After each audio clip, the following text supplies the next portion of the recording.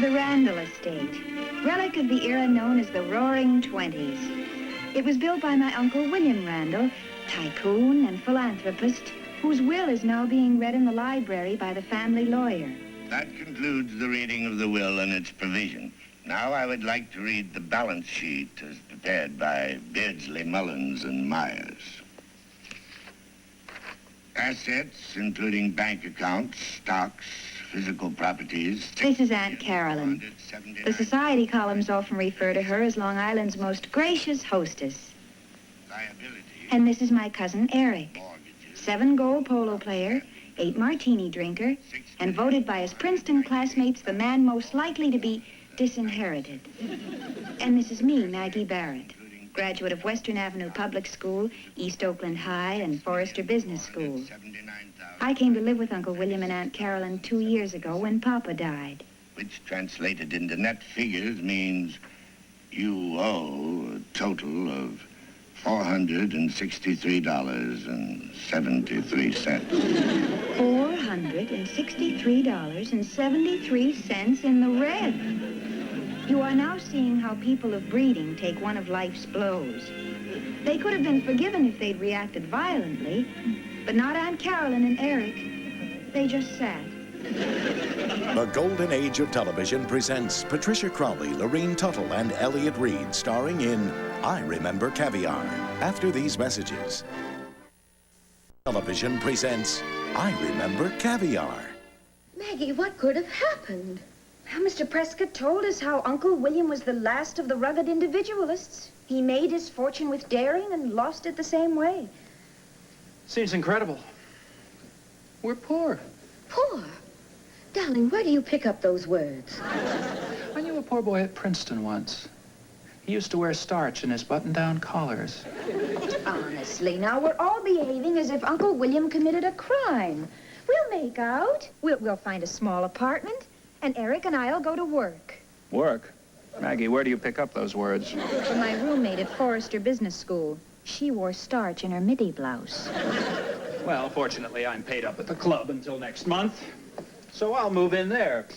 Pick up some eating money playing snooker. Then, Ed Slater wants me to work on his crew for the Bermuda race, then the sports car races at Monterey, and the speedboat regatta at Saranac, and a touch of skiing with the Frasers at Sun Valley. That leaves 2 weeks in May. Darling, I had no idea you lived so pleasantly. Miss Maggie thought you would like some tea. Lister, we have been informed that we have no money. Literally not a penny. I heard, Mrs. Randall. May I offer my sympathy? Thank you, Lister. I'm going to my club and cheat at cards. Oh, Eric, while you're there, borrow a paper and check the want ads. Maggie, this is hardly the time for jokes. Well, I think I'll go to my room and have a headache. Now, don't worry, Aunt Carolyn. We'll make out. You go ahead and have your headache and then get plenty of rest. And tomorrow morning, we'll go into town and start apartment hunting. Yes, dear. Thank you. Oh, and while we're in town, don't let me forget to drop by Sherry's and order the dessert for Saturday night. Saturday night? Yes, the dinner party for the Frasers. Remember? I always give them a dinner party when they come back from abroad. Well, how many will be there? Intimate, dear. 37. 37? But we can't entertain 37. Why, is that an unlucky number? Carolyn, we can't afford extravagant dinner parties like that anymore. Oh? Oh, of course you're right, my dear. I must remember to be practical. We'll eliminate Bunny and Jock Pinkley. I never did like her, and he falls asleep during dinner, so he'll never know he wasn't there anyway. I'm afraid we'll have to cancel the dinner party. But what about our friends, dear? How will we tell them? Aunt Carolyn.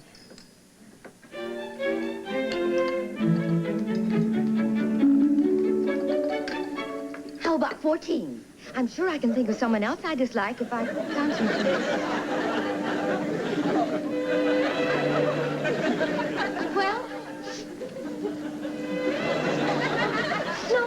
No. Lister, I hope you'll come and visit us often. Do I have to leave, Miss Maggie? First Aunt Carolyn, now you. Lister, we love you, but we can't afford you. All the Randall relatives have been generous to me in their wills. So, if it's a question of salary... Lister, why don't you make a life of your own now? I've been with the family 28 years and quite happy. It's a little difficult to start again. Well, we'll miss you very much, but when we find an apartment, I'm afraid you'll have to leave. I'm sorry. Darling, I just thought of someone else I really never liked. No.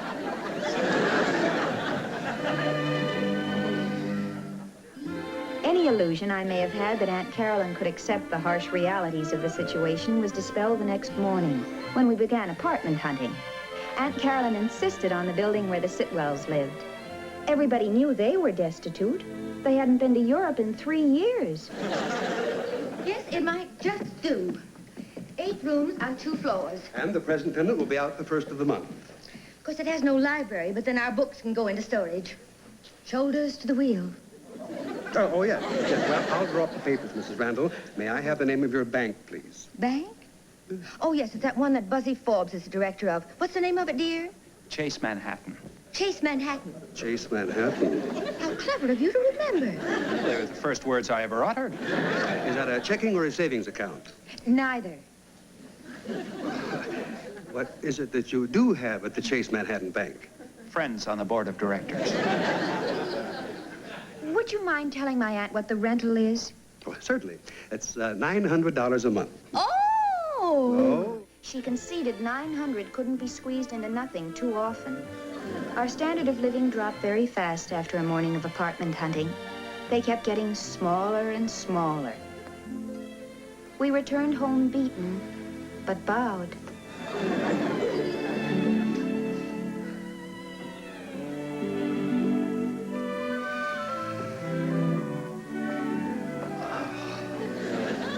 The last apartment had lovely large closets. Those were the bedrooms, Aunt Carolyn. My choice was the booth I phoned my bookie from. Picture windows, a built-in telephone, and some interesting numbers on the wall. Ray, how did your bookie take the tearful news that you're insolvent? Oh, it was heartbreaking. The man went completely to pieces and could hardly sob out the words, "Pay by Thursday." You must send him a note of thanks, dear. Hi, Lister. Good afternoon. It would seem you've all had a tiring day. Tiring and discouraging, Lister. I may have good news for you. After you left this morning, a friend called me about an apartment. I think you'll find quite adequate. Well, can we see it in the morning? I'm sure you can. Now, wait just a minute. Is it modest? I'm told it's quite reasonable. Good. Then we'll look at it. That's the spirit. I'm proud to be your side. Mrs. Randall, Pierre's called. Your reservation is confirmed. Reservation? Yes, dear, for 10, for the Frasers, for Saturday night dinner, remember? We agreed. We agreed not to have it here at home. And Pierre's won't cost us a cent. We have a charge account. I cheered too soon. Well, it's got a slide in the sandbox. We won't have to go to Bermuda. It's a lovely apartment, but I don't know what Lister could have been thinking. I'm sure we can't afford it. Well, I think everyone should live beyond their means. Gives them an incentive. Oh, Eric, you sound like an aristocrat on the way to the guillotine. Maggie is right. This is a lovely apartment. How do you do? My name is Carson. How do you do, Mr. Carson? I'm the agent for this building. Well, is this a dream apartment? Oh, yes, it's very nice. You know, we have a high-grade class of tenants in this building. 3 lawyers, a dentist. He's really an orthodontist. Oh. Yes. 2 chiropractors, and your next-door neighbor has a chain of salted peanut machines. He also has a chain of children. Mr. Carson, so that we don't take up your time, would you tell us what the rent is? $90 a month. 90? That's outrageous. We won't pay it. Aunt Carolyn, that's cheap. It is? Yes, we'll take it. Yes, we'll take it. Now, I don't happen to have a lease on me, but I'll run down and get you one. Oh, you folks have a dream of an apartment here. A dream. I can't believe it. $90 a month. Maybe it's haunted. Aunt Carolyn, we have a home. Maybe some gangster was rubbed out here. Don't be silly, dear. Gangsters are always rubbed out in telephone booths. Did they take it? Why wouldn't they at $90 a month? Excellent. Look, I don't get it. I've got 2 prospects ready to grab that place at $150. Let's say I have a personal interest in that family, Mr. Carson. Well, you're the owner of the building. I just rent the apartments. I'll go down and drop the lease. Hi, Mr. Carson. Hi, Kitty. How's that dream apartment of yours? The bathroom needs painting. Oh, Mr. Lister. Yes? Mom asked me to remind you that you promised to paint the bathroom this week. Yes, of course. Oh, thank you. I believe she lives in the building. Lovely. I hope she's neighborly. Come on, Lister. I think that Mother and Maggie have found their dream house. Lister, we've taken this apartment. It's quite pleasant. Isn't it beautiful? And only $90 a month. Really? I noticed they have other vacancies. Would you mind if I took a small apartment for myself? Oh, Lister, that would be very nice. In a way, then, we'd still be living in the same house. Maggie, now that we've saved so much money, how about 10 at that little French restaurant on 3rd for the Frasers? 8 at the Crystal Room? Aunt Carolyn. Try 6 at Joe's hot dog stand. Now, look here, young lady, you can push me just so far. Remember my temper on my mother's side. Well, don't make me lose it. Go, Mother, go. The Frasers are my dearest friends, and I'm not going to let them come back from Europe without entertaining them, even if I have to scrub floors to pay for it. Go where, dear? Well, of course you're right, Aunt Carolyn. We'll have the Frasers for dinner Saturday night. Oh, my dear. But we'll have them in our home. Here. Here? Yes. Their chauffeur would refuse to drive them into the neighborhood. This is our home, and this is where we entertain our friends. But Hilda is gone. Who will cook? I'll cook. I prepare macaroni and cheese magnificently. Macaroni and cheese for Jonathan Fraser? Oh, Margaret, he owns steel mills. And stewed tomatoes, kosher pickles, Italian sourdough bread, and 98-cent burgundy. This guy's a revolutionist. Think of it. Why don't we have dinner here tonight? With no furniture? Well, we'll borrow a few more Chippendale boxes from the janitor. Come on, Eric, you and I are going shopping. Right now? Without any training? I've never even been in a grocery store. Well, you'll love it. It's very exciting. You get to push the cart. Does Abercrombie and Fitch carry macaroni? They know me there. Be careful, dear.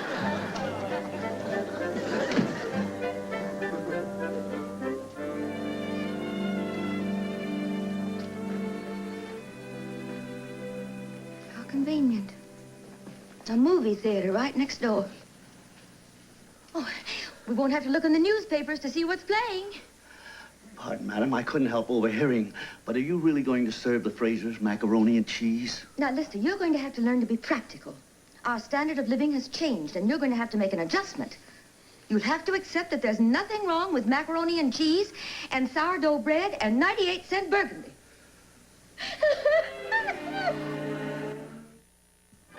The golden age of television will continue in a moment. A brief word of advice. Maggie, I sliced the bread. That's wonderful. Let me see your fingers. 10. William would have been so proud of me. Married 31 years, and I never sliced bread for him. Well, it takes a while for a young bride to learn her way around the kitchen. Oh, Eric! I sliced the bread. Mother, you're pioneer stock. I think I'll go and slice another loaf of bread. It's such a good feeling. Here are the olives. Well, what took you so long? Met a neighbor girl down at the general store. Delightful. Basic, honest, good bones. She asked me where I worked. Yes, it's a native custom. The male of the family is usually the provider. She even suggested I take the civil service exam for the police department. She sounds nice and sensible. Why don't you marry the girl and join the police department? Marriage and a job? Sounds like double jeopardy. Mother! Do we have a bandage? What happened? I opened a can of tomatoes. Oh, poor dear, you're pressing your luck. Come on, I'll fix it up in the kitchen. Eric, would you get that? It's probably the Frasers. Well, good evening, Mrs. Fraser. Eric! Why, this is charming. Eric, Miss Fraser. Building's well constructed. Eric. Hello, Freddie. Very comfortable. Yeah, and, it's got a slide and a sandbox, too. Bernie, my sweet Karen, my love. Freddie. And Jonathan. Karen, how are you, dear? How was Capri? Lovely, just lovely. Oh, you must meet us over there next year. The weather was simply dreadful. We're never going back. This is a lovely place. I know you're going to be happy here, and the neighborhood's nice, too.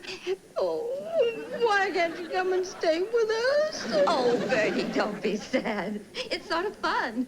And you have no idea how convenient this apartment is. Oh, Bernie, come along. Come on. Would you like to see what's playing at Lowe's 72nd Street? Yes.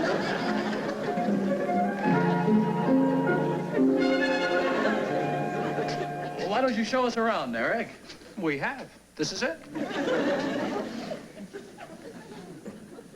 This is the living room. It's really a living room and dining room combined. And the kitchen is right over there. And this is my bedroom. Isn't that cozy? Speaking of aristocrats going to the guillotine, dig mother. I know, I feel guilty about it. Maybe we should have let her give the party at Pierre's and let her adjust gradually. It's really very nice. You know, nicer than many of the places I've seen on Park Avenue, and it's so... Let's have dinner. Good idea. I am hungry. So am I. Mrs. Fraser, if you'll sit there, Mr. Fraser. Thank you. You know, I prepared the entire feast. It's only fair to warn you, the management assumes no responsibility. Excellent bouquet. What year? Yesterday, I think. They make it in back of the Italian grocery. I hope you all like macaroni and cheese. Oh, yes, it's very popular in Italy. They always serve it with chicken cannelloni. Good evening, Mr. Fraser. Madam. Good evening, Lester. Did you have a pleasant summer abroad? Pleasant. Oh, yes, very pleasant. Just a slight change in the menu. Excuse me. Just a minute. Mister, where did you come from? There's a conveniently placed fire escape that leads from my apartment directly to your kitchen window. And where did all this come from? Pierre's has a superb service. We met their truck at the curb. Wait. Lister, you can take the squab and the staff and the... Not the champagne, Mother. And the champagne. And you can march them right up the fire escape and down over the curb and all the way back to Pierre's, if necessary. But Mrs. Randall... Don't Mrs. Randall me. Out. Out.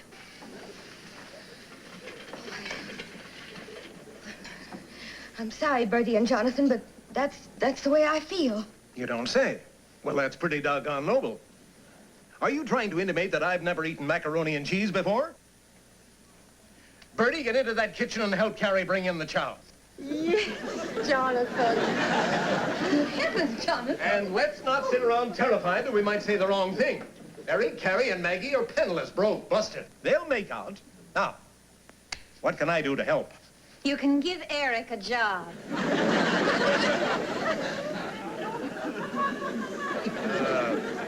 Couldn't I lend you money instead? Yes. No. Okay. You start in the furnace room with 65 per.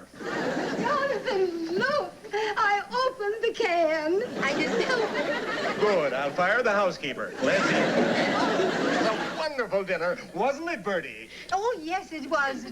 I'll walk you to your car. Thank you. Good night, Eric. Good night. Oh, I promised I'd stop by and say goodnight to Kitty. I'll be back in 10 minutes. You're helping with the dishes. Maggie, why don't you marry me for my money? Freddie, you've got too much pride. You wouldn't want me under those conditions. Why not? Freddie. Well, maybe you're right. But if you ever fall in love with me, will you tell me? I don't want to hear it from a stranger. When it happens, I'll run all the way. Good night, Maggie.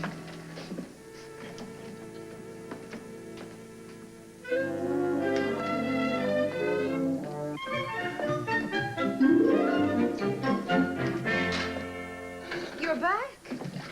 And considerably chastened. Wasn't Aunt Carolyn magnificent? She always has been. Lister, how long have you known her? She was quite young and newly married when I first came to work for the family. And pretty? Very pretty. Why don't you take her to a movie some night?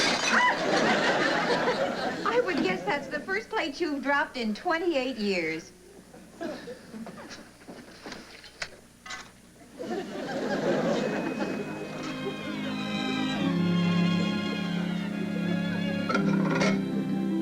Maggie, this is Kitty O'Hara. Hi, Kitty. Hi, Maggie. Have you met Mr. Lister? Miss O'Hara and I have met. Kitty's offered to do my share of the dishes if I kiss her goodnight. Is a nice girl like you doing with Eric? To tell you the truth, I don't know. If you forgive the expression, my father thinks he's nuts. Well, not a very scientific analysis, but accurate. I feel like a case history in some clinic. I'd be glad to help you with the dishes. Oh, thank you, Kitty, but Lister's helping. Let's go to your place and do your dishes. You can take me to my place, but there'll be no kissing until you get a job. I was lonely and love-starved until I found your pamphlet on the bus. Oh, Mr. Lister, Mom says thank you for having the bathroom painted. It looks very nice. Come on, you maddening child of nature. My father's right.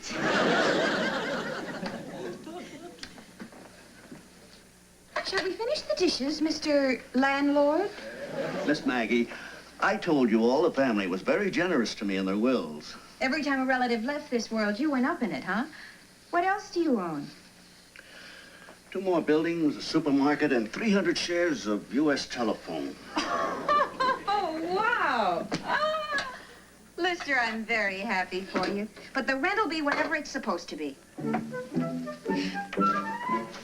Lister, I want to apologize for shouting at you, but I must admonish you never to do a thing like that again.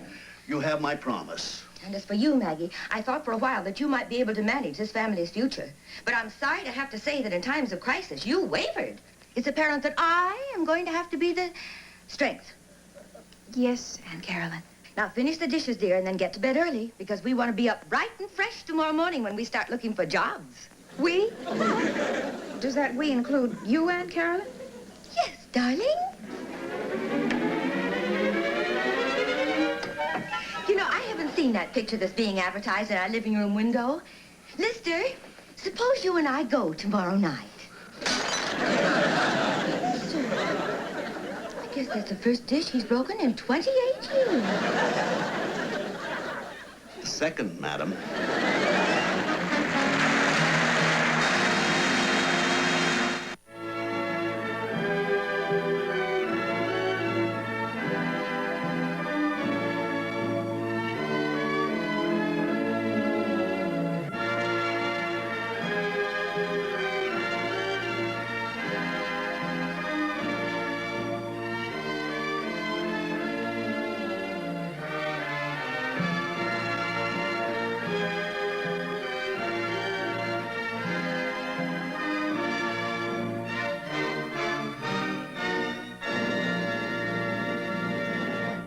Tonight's the night.